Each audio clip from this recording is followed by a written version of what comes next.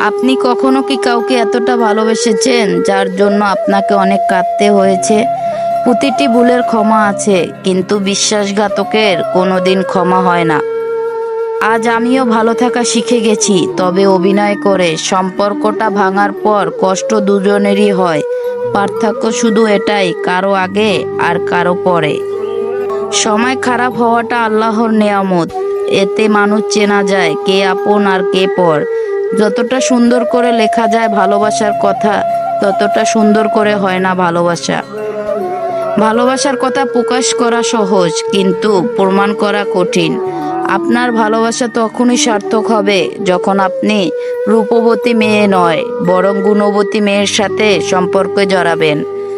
দেহের ক্ষত স্থানটা সবাইকে দেখানো যায়, কিন্তু মনের ক্ষত স্থানটা কেউ দেখে না। যার সাথে রাগ করে বেশিক্ষণ থাকা যায় না, তার সাথেই সবচেয়ে বেশি রাগারাগি হয়।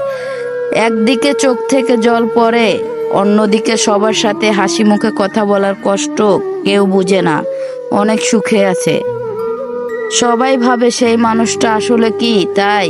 অল্পতে কেঁদে ফেলা মেয়েগুলো যেমন সহজ সরল হয়, ঠিক তেমনি তাদের মধ্যে কিছু কিছু মেয়ে ছলনাময়ী হয়। ভালোবাসার কাছে তারাই বারবার পরাজিত হয় যারা সত্যিকারের ভালোবাসার জন্য লড়াই করে। ভালোবাসা মানে শুধু রূপের আকর্ষণ নয়, ভালোবাসা মানে সম্মান, শ্রদ্ধা আর একে অপরের প্রতি অটুট বিশ্বাস।